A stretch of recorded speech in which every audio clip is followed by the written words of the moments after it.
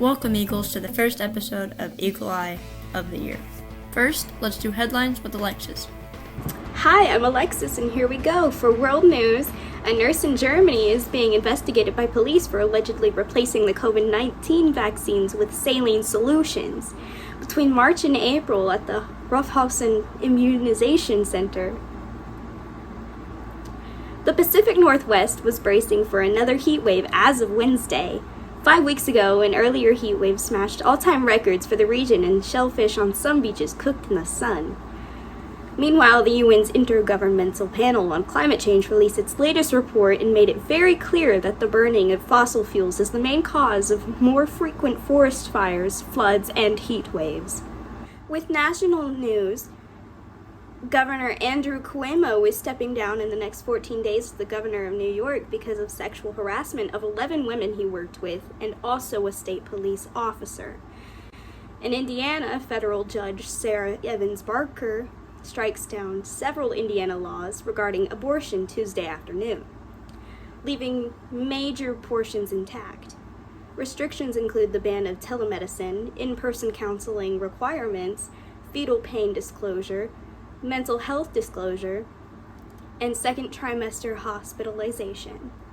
The abortion laws remaining intact include the requirement of getting an ultrasound, an 18-hour waiting period, the parental consent law, admitting privileges requirement, and facility inspection requirements. Next is the interview that I did of Ms. Pratt. My name is Laura Pratt. This is my first year at Austin High School. I've been at Scottsburg High School for the last 7 years before getting a job here. I was a graduate from Scottsburg High School in 1995. I have an English degree, a bachelor's degree, and I also have a wildlife management degree, and now I'm working on my teaching degree as well. I've been working with kids most of my life. I love working with kids. I've worked with kids of all ages, especially those with special needs. I've lived in Scott County my whole life. I'm married with 2 daughters. I have the oldest one is a senior at Hanover College, and my youngest one is getting ready to start Purdue Global online. I was a 10-year 4-H member. I'm an advocate and a volunteer in 4-H. I'm hoping to get a 4-H program started here at Austin High School. I've been on the livestock committee for Scott County Fair, and I'm also one of the goat barn superintendents. We have a small hobby farm. We've raised about everything at some point in time, but we primarily raise La Mancha dairy goats. My whole family is very avid with the outdoors. We love to hunt, fish, hike, camp, you name it. It's very common to hear us telling deer hunting stories in the fall coming up, so don't be surprised to hear that. One of the things I love to do when I'm teaching class is I'm very science oriented, and I love adding experiences and photos and stuff to my classroom. I took them home, but I did have a butterfly enclosure in here, and my class has been watching monarch butterflies grow, and hopefully we come back in time for them to hatch out so we can release them out. Not only do I love the outdoors, I'm specialized in reptiles and amphibians and also entomology, which is the study of insects. Next is Alexis with her freshman opinion. Alexis here with my favorite freshman, Kiarra. So Kiarra, how do you feel about transitioning from middle school to high school? It's not bad. Elaborate. There's a few differences. Okay. Is high school what you expected it to be? Yeah, pretty much. Alright. How do you feel about attending school during a pandemic? It's not very swaggy. Do you prefer in-person or virtual learning? Virtual learning. Why? Because I don't like people. Understandable. Have a nice day. Next is Guy's interview with Mr. Hougland. What is up, Eagles? My name is Guy Parker, and I'm going to be doing a piece on COVID and how it has affected the band with Mr. Jason Hougland. Okay. How did COVID affect the band? Last year especially, we were spread out in the gymnasium. It was more challenging in a way because we had to move our equipment every single day. We moved into the gym, had rehearsal in there. but it was okay. The band adapted. The way Pride Time was set up, the students who were finished with work would sometimes come in from Pride Time and help set up in the mornings, and then everybody would tear down and help bring instruments back into the band room for the rest of the day. So that was challenging. And then when we're split apart, that can be kind of challenging too, because it requires a lot more individual practice. We can't really play together when we're e-learning. You have to think outside the box. The traditional format for band especially is very different when we're e-learning. So I had to be creative, thinking about new ways of approaching things. But one thing we were already doing, which kind of set us up well, was students right now record playing tests with their devices anyway, and they submit them in Google Classroom. So recording themselves playing, that was not that big of a deal. And when we're split apart, kids can work on individual practice, which needs to happen anyhow.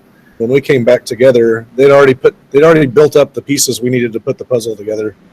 So, some ways it actually turned out well. I think last year in particular turned out to be a really, really strong year. How do you think the band will turn out after the pandemic has kind of slowed down or eventually goes away, if that even becomes a reality? If students are willing to do the work at home, that's the biggie. If they're willing to do the work at home, we'll actually probably come back stronger.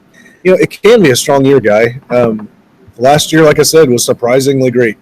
And I just had to keep a positive outlook. Otherwise, it was pretty depressing when you think about it. Not seeing the band students together, that's such a huge part of what we do. It's literally our class period. We play together.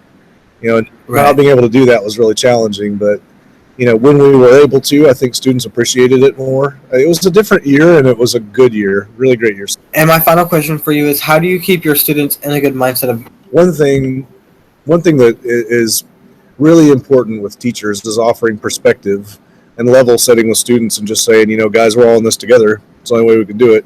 And, the joy of music making, and, so you have people from the listening perspective, listeners enjoy it, and then the performers enjoy it in a totally different way. I think, there's the piece comes alive for a few minutes while you play it. And it's a unique space that you just go away to. And I think that's the power of it. So I'm always trying to relate to the students and tell them that, when we get to play together, it's like we're lucky. So I think my challenge is offering perspective and kind of introducing the positives. And, I don't know. I think the students are getting it, and it's going okay. I think the students who are in band and doing it, I think understand that.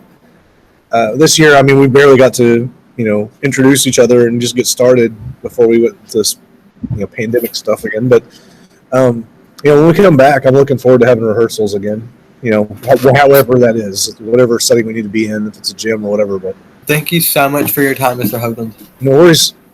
All right. We'll see you. Last is Muscatatuck Moments with Mr. Plasse.